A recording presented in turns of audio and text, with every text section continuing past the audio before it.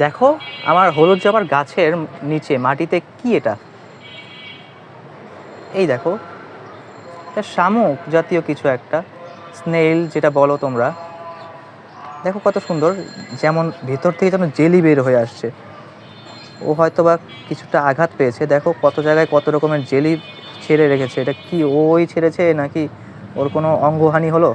দেখো হাঁটছে জেলির মতো, দেখেছো দুটো শিং বের করে করে। দেখতে কিন্তু অপরূপ, পিঠের মধ্যে খোলসটা। আর দেখো কি সুন্দর করে হাঁটছে, আমি কতক্ষণ আগে দেখেছি আরও সুন্দর করে হাঁটছে, হয়তো বা কোনোভাবে সে আঘাত পেয়েছে। এই দেখো শিং দুটো বের করে করে কি সুন্দর নড়ে চড়ে হাঁটছে, দেখেছো? এই দেখো,